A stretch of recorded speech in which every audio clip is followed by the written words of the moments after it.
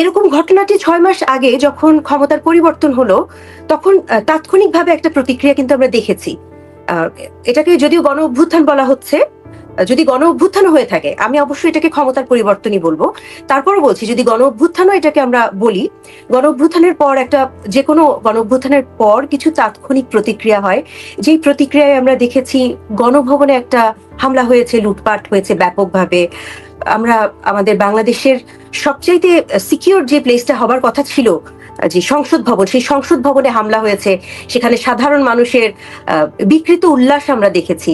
এবং আমরা তখনও দেখেছি যে এই ধানমন্ডির ৩২ নাম্বার, যেটা আসলে ইতিহাসের সাথে জড়িত, এটা শুধু একটি পরিবারের ইতিহাস না, এটা আসলে বাংলাদেশের জন্মের ইতিহাসের সাথে যেই বাড়িটি জড়িত, সেই বাড়িটিতে তখনই আগুন লাগানো হয়েছিল। সেই তাৎক্ষণিক প্রতিক্রিয়া আর আজকের যে ঘটনাটা, আমি দুটাকে কখনোই এক করে দেখতে পারছি না। আমি একজন সাধারণ স্বাভাবিক চিন্তার মানুষ হিসেবে ওই দিনেরটাকে আমি ভাবছি যে একটি যখন একটা আন্দোলনে যখন জয়ী হয়েছে, তারা মনে করেছে জয়ের একটা প্রতিফলন হয়তো বা তারা সেবার দেখিয়েছিলেন, যে জয় থেকে একটা রাগ ও অভিমান বা যে কোনো ধরনের একটা প্রতিহিংসা দেখাতে গিয়ে সেইবার আগুন দিয়েছিল। কিন্তু আজকের বিষয়টি আমার কাছে মনে হয়েছে সম্পূর্ণ পরিকল্পিত। কারণ যে কথাটা বলা হচ্ছে, যে মানে আনিস ভাই বলছিলেন, যেটা আমি ওনার কথার পথ ধরেই বলছি, যে ৬ মাস পার হয়ে গেছে। হ্যাঁ, অবশ্যই আমরা মোটা দাগে আমরা শুনেছি, আমরা টেলিভিশনে দেখেছি, আমরা বিভিন্ন মাধ্যমে দেখেছি, গণমাধ্যমে দেখেছি, পালিয়ে গেছেন। আসলে ঠিক কিভাবে গেছেন এই কথাটিকে আসলে আমরা কোথাও প্রমাণ পেয়েছি? উনি পালিয়ে গেছেন এই কথাটাকে আমাদের রাষ্ট্রপতি বলেছেন, এই কথাটাকে আমাদের সেনাপ্রধান বলেছেন? মানে উনি পালিয়ে গেছেন এই শব্দটাই আমি আসলে নিশ্চিত নই। উনি চলে যেতে বাধ্য হয়েছেন, সেটা যে কারণেই হোক, সেটার ব্যাখ্যা উনিই দিতে পারবেন। আমরা শুনেছি যাবার আগে উনি কিছু ব্যাখ্যা দিয়ে যেতে চেয়েছিলেন, উনি একটা বক্তব্য রেকর্ড করে রেখে যেতে চেয়েছিলেন, আমরা সবাই শুনেছি। সেই সময়টা তাকে দেয়া হয়নি। তো ওনার নিশ্চয়ই কিভাবে উনি গেছেন সেটার একটা বক্তব্য ওনার পক্ষ থেকে উনি দেওয়ার চেষ্টা করেছেন। কিন্তু ৬ মাস পার হয়ে গেছে, দলীয় নেতাকর্মীরা নানান বিপদে পড়েছে, নানানভাবে বিভিন্ন ধরনের অত্যাচারের সম্মুখীন হয়েছে, তাদের উপরে অত্যাচার করা হয়েছে নানান ধরনের। কিন্তু তারাও একটা আশা নিয়ে বসে আছে যে কবে তাদের নেতা তাদেরকে একটু দিক নির্দেশনা দিবেন বা তাদেরকে একটু আশার বাণী শোনাবেন। তো সেই আশার বাণী যদি শোনাতে চান তাদের নেতা, ৬ মাস কি অনেক সময় না? মানে ৬ মাস পর তিনি কিন্তু কি বক্তব্য দিবেন এটা না শুনেই যদি আমরা বলি যে না, বক্তব্যই দিতে দেওয়া হবে না, আগেই আমরা সব জ্বালিয়ে ফেলবো, সব গুড়িয়ে ফেলবো, ওনার বক্তব্যটা আগে শুনতাম আমরা, যে উনি আসলে উস্কানিমূলক কিছু বলছেন নাকি উনি শান্ত থাকতে বলছেন। ওনার দলের মানুষকেও তো উনি একটা আশার বাণী শোনাতে চান, শান্ত থাকতে বলতে চান, সবাইকে ধৈর্য ধরতে বলতে চান। এই যে ছাত্রলীগের কর্মীরা সাম্প্রতিককালে লিফলেট বিতরণ নিয়ে বিভিন্ন ধরনের লিফলেট বিলি করা মাত্রই তাদেরকে মারা হচ্ছে এবং তাদেরকে গ্রেফতার করা হচ্ছে। সেই লিফলেটে আসলে কি আছে এটা না জেনে আগেই কি মারতে হবে? লিফলেটে যদি উস্কানিমূলক কিছু থাকতো, সেখানে যদি ধ্বংসাত্মক কিছু থাকতো, তারপরে না তার বিচার। আমরা একটা ওই প্রবণতা থেকে কি আমরা কখনোই বের হব না, যে আগে অন্যায়টা কত দূর হলো তার আগেই আমরা, মানে যেটাকে মব জাস্টিস বা মব লিঞ্চিং বলে, আমরা কি সেই পথেই সারা জীবন হাঁটবো নাকি? এটাই আমার প্রশ্ন। আমি শুরুতেই বলেছিলাম যে আজকের ঘটনাটি সম্পূর্ণ পূর্ব পরিকল্পিত, এবং সেটারই প্রমাণটা আপনি একটু আগে দিলেন, যে পূর্ব পরিকল্পিত বলতে যে এটা ঘোষণা দিয়ে করা, এটা কোনো তাৎক্ষণিক প্রতিক্রিয়া নয়। ছাত্র জনতা বলা হচ্ছে সব গণমাধ্যমে, এটা ছাত্র জনতার কোনো তাৎক্ষণিক প্রতিক্রিয়া নয়। এটি বিভিন্ন মহল থেকে উস্কানি প্রাপ্ত একটি উদ্যোগ। এখন আমি যদি আসলে আমাদের উপদেষ্টা জনাব নাহিদ ইসলামের কথা বলি, তিনি যতদিন আসলে সমন্বয়ক পদে ছিলেন, যখন তিনি আন্দোলনরত ছিলেন, তখন তিনি সাধারণ মানুষের বা সাধারণ ছাত্রের কাতারে ছিলেন। কিন্তু যখনই তিনি উপদেষ্টা পদে তিনি যখন দায়িত্বপ্রাপ্ত হলেন, তখন কিন্তু আসলে তিনি কোনো রাজনৈতিক দলের উপদেষ্টা না, উনি তখন সরকারের উপদেষ্টা, উনি একজন সরকারি কর্মকর্তা বা উনি একজন গভর্নমেন্ট অফিসিয়াল। উনি কি আসলে এরকম ডাক দিতে পারেন? সেটা আমার জানা নেই। আমার মনে হয় না কোনো সরকারি পদে, দায়িত্বশীল পদে কর্মরত বা দায়িত্বরত কেউ এ ধরনের উস্কানিমূলক ডাক দিতে পারে। সেটা কোনো একজন ব্লগার দিতে পারেন হয়তো, বা দিলেও আইন শৃঙ্খলা রক্ষা বাহিনীর তো কিছু দায়িত্ব আছে বলে আমরা সবাই জানি, কিন্তু আমরা আজ মনে হয় ওনাদেরকে দর্শকের ভূমিকায় দেখেছি। কিন্তু আমি মনে করি না যে রাজনৈতিক কোনো বক্তব্য দেয়া হচ্ছিল বা রাজনৈতিক কর্মকাণ্ড সেইভাবে করে শুরু করা হচ্ছিল। আমার কাছে মনে হয়েছে দলের কর্মীদের মনোবলকে শক্ত রাখার জন্য এবং তাদেরকে উঠে দাঁড়ানোর জন্য, তারা ভয় পেয়ে, তারা যেহেতু একের পর এক তারা অত্যাচারিত হচ্ছে, নিগৃহীত হচ্ছে, তাদেরকে একটু মনোবলটা শক্ত করবার জন্যই আসলে যেইটুকুন প্রস্তাব যেগুলো করা হচ্ছিল বা যেসব কর্মকাণ্ড, রাজনৈতিক কর্মকাণ্ড যেগুলো করা হচ্ছিল, যে বক্তব্যগুলো দেওয়া হচ্ছিল, সম্পূর্ণই কিন্তু ধৈর্য ধারণ করতে বলা হচ্ছিল। এবং আজকের বক্তব্যটাও যদি আপনি শোনেন, এই বক্তব্যের কোথাও কিন্তু রাজনৈতিকভাবে এদেরকে মোকাবেলা করা বা আপনারাও যান, আপনারাও গিয়ে ওদেরকে মোকাবেলা করেন, এরকম কোনো বক্তব্য কিন্তু ছিল না। ছিল ধৈর্য ধরার বিষয়টি এবং আশাবাদ ব্যক্ত করার বিষয়টি। তো আমি এরকম মনে করি না যে এখনই আসলে খুব কড়াভাবে রাজনীতিতে ফিরে যাচ্ছে বা রাজনৈতিক কোনো একটা কাজের ঘোষণা দিয়ে বা রাজনৈতিক কোনো পদক্ষেপ নিতে যাচ্ছে আওয়ামী লীগ, খুব বড় কোনো কিছু। এখনো তো সেরকম কোনো ঘোষণা আসেনি। আর যে বলা হলো যে 15ই আগস্ট সবাইকে ডাকা হয়েছে, আমরা কি আসলে শুনেছি, মানে আমাদের আওয়ামী লীগের সভানেত্রী কি আসলে 15ই আগস্ট উনি সবাইকে বলেছেন আপনারা সবাই 32 নম্বর অভিমুখে যান, এরকম কি কোনো উনি সরাসরি বলেছেন? আমার জানা নেই। আমরা বাঙালি জাতি বা আমরা এই এশিয়ান সাবকন্টিনেন্টই যদি বলি, আমাদের মধ্যে একটা পছন্দের ব্যাপারটাতে যদি আমরা যাই, আমরা তখন আসলে পরিবারের একজনকে যখন পছন্দ করি, আমরা তখন আশাই করি যে সেই পরিবারের বাকিরাও তার মতোই প্রজ্ঞাবান হবে বা তার মতোই গুণবান হবে। এটা শুধুমাত্র রাজনীতিতে না, এটা শিল্প সাহিত্যেও তাই। আমরা যে কোনো একজন বড় লেখকের কোন পরবর্তী প্রজন্ম লেখক হলো কিনা আমরা আশা করে বসে থাকি যে তারাই হবে। তো এটা আসলে আমি মনে করি না যে দলে গণতন্ত্র নাই। আমি আসলে দলের ভেতরের ঘটনা অত ভালোভাবে জানি না, তাই আমি বলতে পারছি না যে দলে গণতন্ত্র নেই কিনা। তবে আমি এটুকুন জানি, হ্যাঁ, আমার পারিবারিক ভাবে আমার বাবা মা অবশ্যই আওয়ামী লীগের রাজনীতির সাথে জড়িত এবং আমি নিজে বঙ্গবন্ধুর একজন অসম্ভব ভক্ত মানুষ। আমি নিজে ব্যক্তিগতভাবে শেখ হাসিনারও একজন অসম্ভব ভক্ত। তো যেটা বলছিলাম, আমার কাছে মনে হয়েছে দলের কেউ আসলে ওইভাবে করে কখনো চিন্তাই করেননি যে ওনারও কোনো একটা ওনার কি বলবো বিকল্প কেউ হতে পারেন। তো সেটা চিন্তা করার অবশ্যই উচিত, কারণ একটা মানুষ তো আজীবন বেঁচে থাকেন না। সেই নেতৃত্ব তৈরি হওয়া উচিত, সেই নেতৃত্ব তৈরি করা উচিত।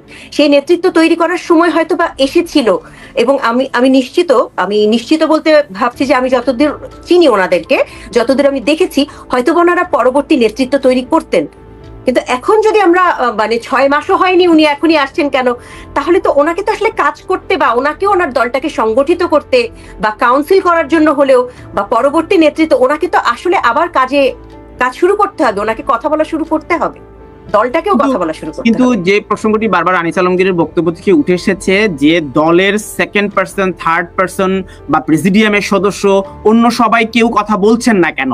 দলের মধ্যে কি ভাঙন, দলের মধ্যে কি তিনি নেতৃত্বের সংকট কিংবা দীর্ঘমেয়াদে দল পরিচালনা করবার জন্য যে অসন্তোষ, যে সামাজিক যোগাযোগ মাধ্যমে অসংখ্য নতুন লেখা পাচ্ছি যেখানে সবাই বলছেন যে তৃণমূলের নেতাকর্মীরাই সবচেয়ে বেশি সংকটের মধ্যে পড়েছেন, কিন্তু যারা অর্থবিত্তশালী নেতাকর্মীরা মানে নেতারা রয়েছেন, যারা ব্যবসায়ী রয়েছেন, তারা বিভিন্ন সরকারের ছত্রছায়া থেকে বা আইন শৃঙ্খলা রক্ষাকারী বাহিনীর ছত্রছায়া থেকে অথবা অন্য রাজনৈতিক দলের সাথে একটা আন্ডারস্ট্যান্ডিং করে বাংলাদেশে রয়েছেন। তো এই বিষয়গুলোকে আপনি কি আদৌ মনে করেন যে রাজনীতিতে বিশুদ্ধকরণ প্রক্রিয়ার আদৌ সম্ভব? সেরকম একটা আশা তো আসলে সবাই করেছিল। আমরা একটি শব্দ গত 6 মাস থেকে বারবার শুনেছি, 6 মাসের একটু আগ থেকেই, যে সংস্কার। সেই শব্দটি আমার মনে হয় যে আসলে বাংলাদেশের কারো ডিকশনারিতেই আসলে নেই, শুধুমাত্র মুখেই আছে। এই সংস্কারের কোনো মানে সবাই আন্দোলনকারীরা যেমন ভেবেছিলেন, আমরাও তো চেয়েছি সংস্কার হোক। আমরা সবার পক্ষ থেকে বাংলাদেশের সমস্ত নাগরিক চাই যে অবশ্যই যে বিষয়গুলো ভালো না, যে বিষয়গুলো বদলে দেওয়া দরকার, সেই সংস্কারগুলো তো হবার আশা করেছিলাম, কিন্তু আমি তো সেই আশা দেখছি না এখন কোনো। শহীদ ফিরে আসছে এরকম আমরা দেখেছি, আমরা বহু আহতদের আহাজারি আমরা এখনো দেখছি। যে যদিও আমরা একটা জানি যে জুলাই ফাউন্ডেশন একটা হয়েছে, কোটি কোটি টাকার ফাউন্ডেশন, এখন আমরা আহতদের আন্দোলন করতে দেখছি। 800 প্লাস একটা তালিকা প্রকাশ করেছে। তাহলে কেন এখনো বলা হচ্ছে যে 2000-এর অধিক মানুষ পাখির মতো গুলি করে মারা হয়েছে? তাহলে এই তালিকাটা 800 প্লাস, মেটিকুলাসলি ডিজাইনড প্ল্যানের মাধ্যমে পুরো আন্দোলনের সময় শেখ মুজিবের বক্তব্যকে ছোট ছোট করে প্রচার করে আন্দোলনটা করা হয়েছে।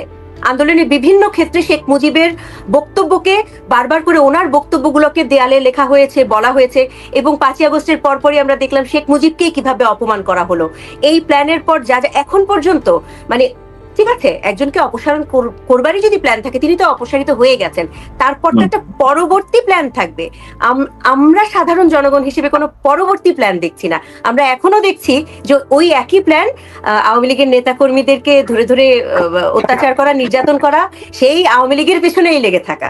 মানে একটা অদ্ভুত বিকৃত সংস্কৃতির দিকে আমরা আসলে এগিয়ে যাচ্ছি বলবো না, অলরেডি আমরা একটা বিকৃত সংস্কৃতিতে ঢুকে পড়েছি, যে সংস্কৃতিতে আসলে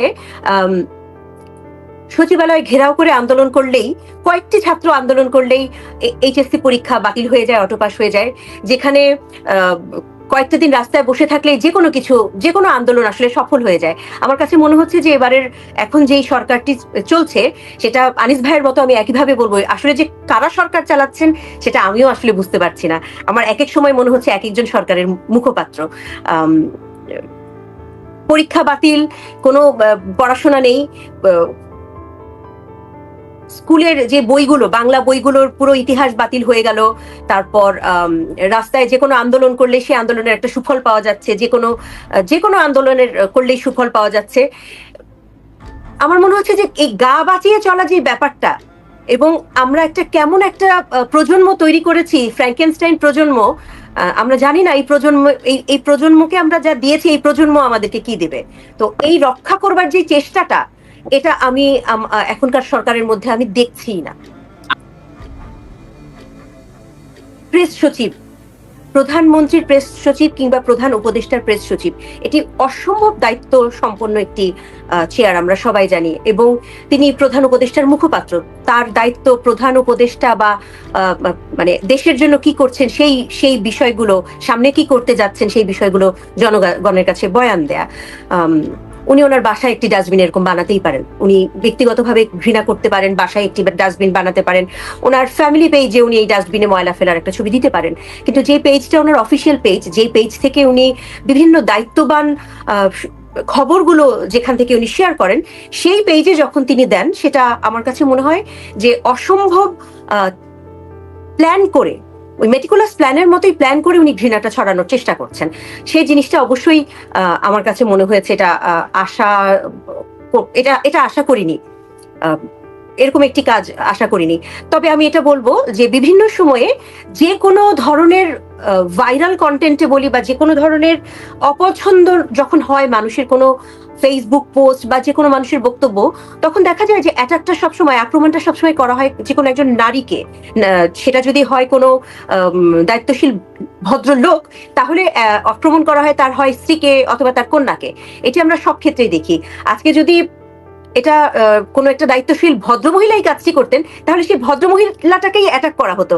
যেটা আমরা দেখেছি যে লাল গালিচায় করে যখন আমাদের উপদেষ্টারা একটি খাল খনন করতে গেছেন, ওখানে 3 জন ছিল, কিন্তু আক্রমণ করা হয়েছে শুধুমাত্র নারী উপদেষ্টা যিনি ছিলেন তাকেই।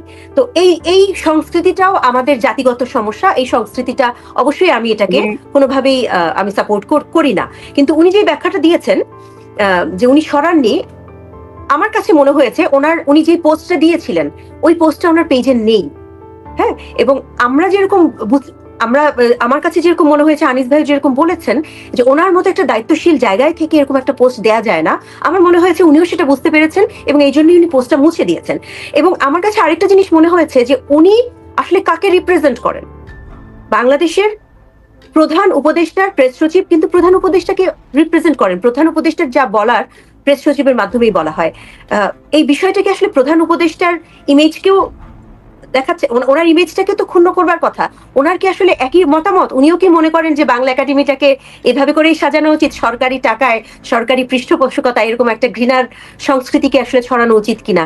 তো আমার কাছে ওনার বক্তব্য, উনি যে ব্যাখ্যাটা দিয়েছেন, সেই ব্যাখ্যার ওনার পোস্ট আমার কাছে দুটোকে মনে হয়েছে সাংঘর্ষিক। বাংলাদেশ ভালো নেই আসলে। বাংলাদেশকে ভালো রাখার দায়িত্ব শুধু আমরা যে কোনো কিছু হলেই আমরা সবসময় সরকারকে গালি দেই। আমরা এটাই করেছি। আমরা গত 15 বছর কি হয়েছে সেই গালিগুলো আমরা দিয়েছি। তারপর যদি আমরা ওই গালিটা দিয়ে যদি আমরা ক্ষান্ত থাকতাম এবং আমরা যদি আশা করতাম যে এখনকার সরকার ভালো কিছু করবে, আমরা যখন দেখছি যে এই সরকার কিছু করছে না, আমরা আবারও সরকারকেই গালি দিচ্ছি, আমরা মানুষ হিসেবে কখনো পরিবর্তন হই না। এটা আমাদের সবচেয়ে বড় দোষ আমি মনে করি। আমরা আমরা একটা প্রচন্ড অসুস্থ রাজনীতিতে আমরা নিজেরা বিশ্বাস করি, আমরা অসুস্থ সংস্কৃতিতে বিশ্বাস করি, সেটা সামাজিক যোগাযোগ মাধ্যম হোক, সেটা যে গ্রাফিতির অনেক প্রশংসা আমি বহু বিদেশিদের কাছে করবার চেষ্টা করেছি, সেই গ্রাফিতির মধ্যে যে কি জঘন্য জঘন্য সব ভাষা, বাংলা ভাষায় যে কি জঘন্য রকম গালি সেই গ্রাফিতিতে দেওয়া হয়েছে আমাদের সাবেক প্রধানমন্ত্রীর নাম জড়িয়ে, তো আমাদের মধ্যে যে এই নোংরামোটা মানুষ হিসেবে আমরা যেন সেটা ত্যাগ করতে পারি, সেরকম একটা আশা আমি বাংলাদেশের জনগণের কাছে রাখবো। এবং অভ্যন্তরীণ যেই আমাদের অভ্যন্তরীণ না, ইন্টারিম গভর্নমেন্ট আমাদের যে, তাদের কাছে ওনাদের কাছে আশা করব যে ওনারা আসলে জনগণ বলতে ওনারা যে ছাত্র জনতা এই করছে বলেন, ওনাদের দায়িত্ব আছে, ওনাদের যে দায়িত্বটা আছে সেই দায়িত্বটা ওনারা যেন একটু ঠিক মতো পালন করেন।